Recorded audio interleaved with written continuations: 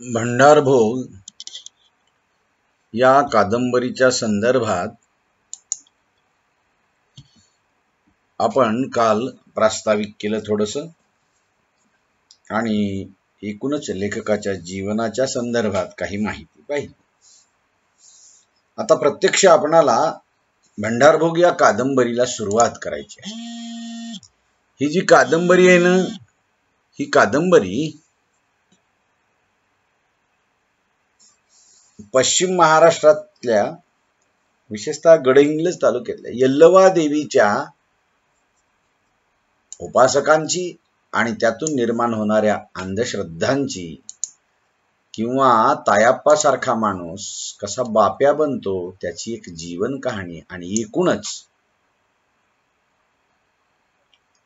जोगे किंवा जोगते आणि जोगतिणी यांच्या जीवनाची ही कर्म कहाणी आपणास भंडारभोग या कादंबरीतून पाहायला मिळते। आता ह्याची जी भाषा आहे ही भाषा विशेषतः गडहिंग्लज या परिसरातील ती भाषा आहे। त्या भाषेतल्या बोलीतले तिथे शब्द येतात ते मागच्या पुढच्या या ओळींच्या संदर्भानं अर्थाच्या संदर्भानं आपल्याला लक्षात घ्यावे लागतात। तसे काही शब्द आले तर मी तुम्हाला त्यावेळेला सांगेल सुद्धा।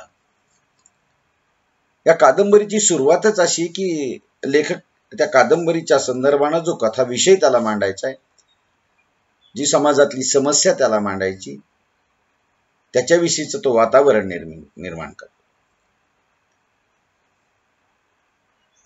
आता हा तायप्पा जो आहे ना, हा कल्लव्वा नावाच्या एका स्त्रीचा मुलगा आहे।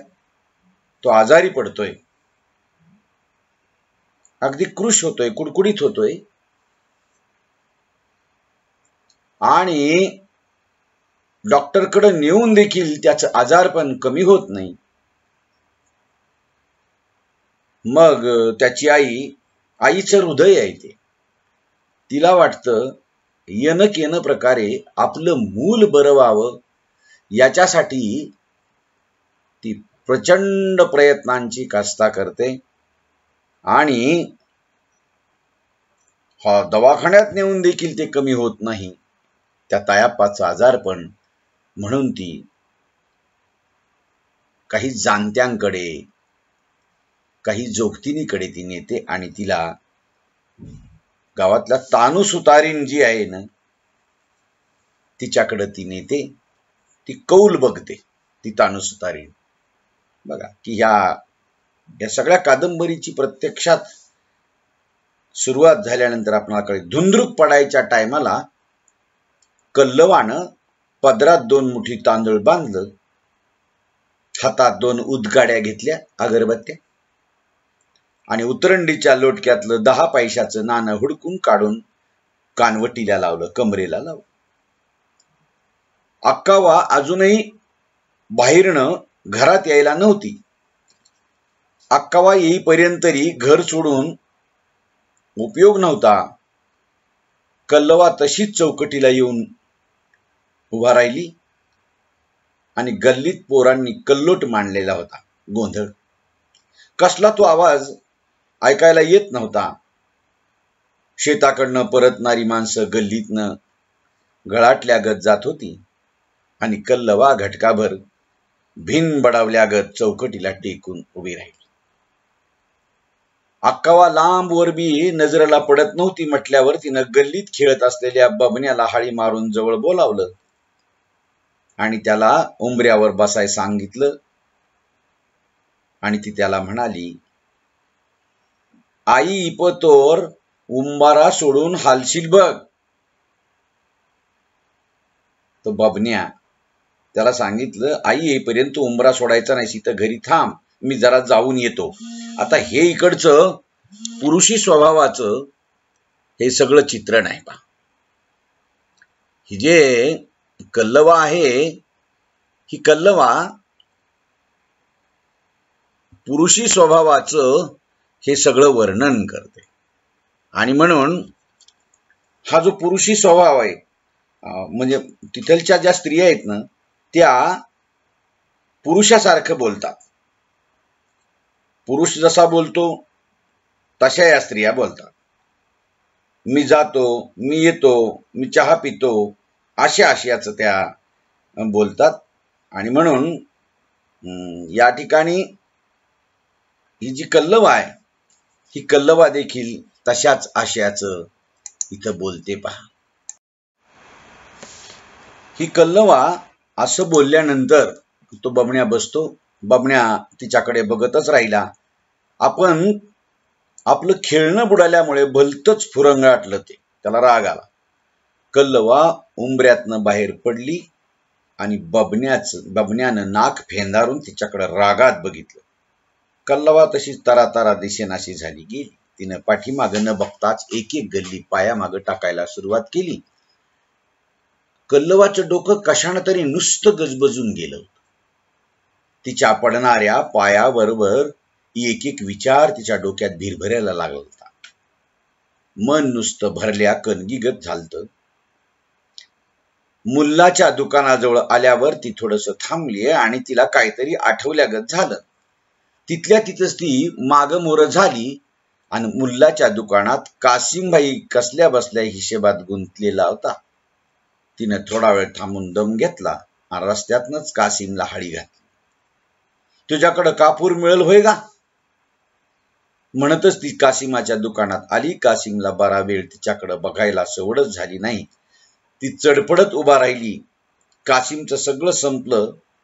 त्यानं मळलेल्या फडक्याला हात पुसत विचारलं, केवढ्याचा कापूर पाहिजे? कल्लवा म्हणाली, 10 पैशाचा.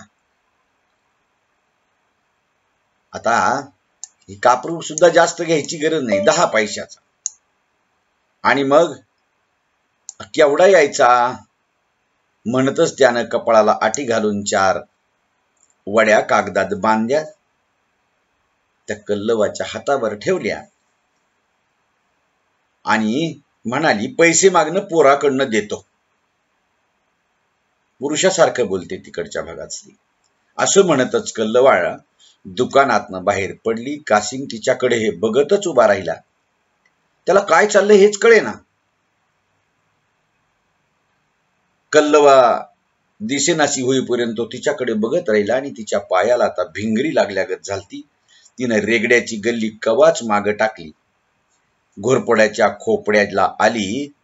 तिचा पाय जमिनीवर ठरत नव्हता. ती तानू सुतारणीच्या दारात आली आणि तिच्या पायाची गती कमी झाली. गल्लीत अंधार दाट झालता. माणसाचं माणसाला तोंड बी ओळखत नव्हतं. आज गल्लीतलं लाईट बी लावाय नव्हती. ती तानू सुतारणीच्या वाकलेल्या चौकटीतनं आत गेली. आतल्या सोप्याला बऱ्याच आयाबाया बसल्या. तानू सुतारीण हे जोगत्यांचं जीवन आहे, जोगतिणींचं जीवन आहे. तिला कधी चांगलं घर मिळत नाही, खोपट असतं. तिचं चौकट वाकून गेलेली असते. वाकून त्याच्यात जावं लागतं. कुठेतरी गावाच्या एका बाजूला मिळेल त्या ठिकाणी 4 डिळी रवून 4 पत्र टाकून किंवा पैसेच नसतील खोपट घालून कूड घेऊन तिला राहावं लागतं. हे सगळं लेखकानं त्या एक वाकलेल्या चौकटीतनं आपणाला दाखवून दिलं. लेखक थोडंसं सांगतो आणि त्याच्याहून बरंच काही आपल्या डोक्यामध्ये झिंझिन्या घालत राहतो आणि ते आपण ओळखलं पाहिजे. आणि मग बऱ्याच बाया तिच्या घरी बसलेल्या होत्या. ती आत गेली. मध्ये भिंतीला टेकून तानू सुतारीण पाठ समोर घेऊन बसली होती असं नाही, बसली ती. कल्लवाला बघितल्या बसलेल्या दोघी चौघी आपापसात कुजबुजू लागल्या. तानू सुतारणीनं तिच्याकडे बघून न बघितल्यासारखं केलं.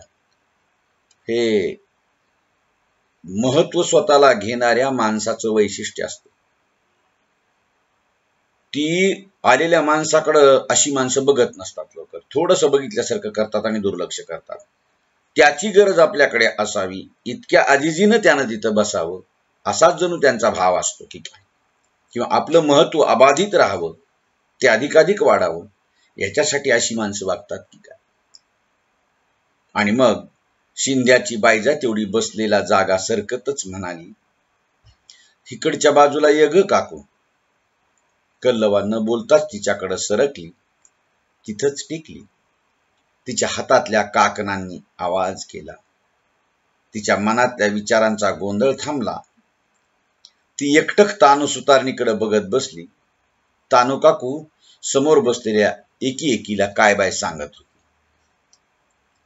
तानू काकूच्या आवाजाला मध्येच धार यायची, एकदम चिडल्यागत करायची आणि समोरच्या बायका एकदम दचकायच्या तिच्या बोलण्यात.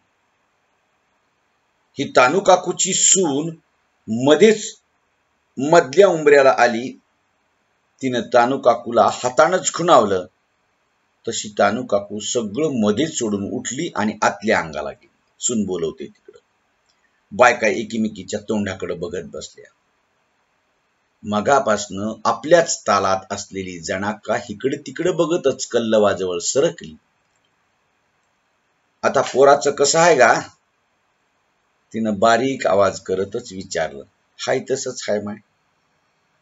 मधी दवाखाना बघितल्यासा नव्ह? मधी दवाखान्यात घेऊन गेलतीस ना त्या? कसाळ्याच्या गंगवानं मध्येच तोंड घातलं ती म्हणाली. कल्लवा म्हणते, बघितलं खरं, काय गुण आला नाही. ती म्हणते, ते तसलं काय नसणारच. घे बाई, ह्या आधीच जरा इकडं तिकडं बघाय पाहिजे होतं. न्हाव्याची जाना का विषय वाढवत बोलली. घ्या, कशाला गेली दवाखान्यात? अगोदर इकडं तिकडं कुठं तरी जाणत्याकडं म्हणा, जोगतीनीकडं म्हणा जाऊन बघायला पाहिजे होतं. तितक्यात ती बघितलं की बाई, तंगवाकडं बघितलं. कल्लवा म्हणते, सांगितलेलं केलं, कुठं आला गुण? आता ही बया काय म्हणती बघूया. असं म्हणतच कल्लवानं पायाची मिठी सोडवली. इकडं तिकडं अंग झटकलं. तिला तानू सुतारीन कवा एकदा बाहेर येते असं वाटू लागलं. आणि ती एकटक सारखी चौकटीकडे बघत बसली. ती तानू सुतारीन कवा बाहेर येईल, कोण काय बोलतोय हे बी तिला कळत नव्हतं.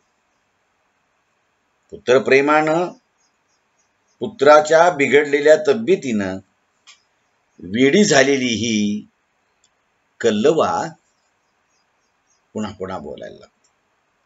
तिचं मन बोलायला लागतं, तिच्या भावना बोलायला लागतात.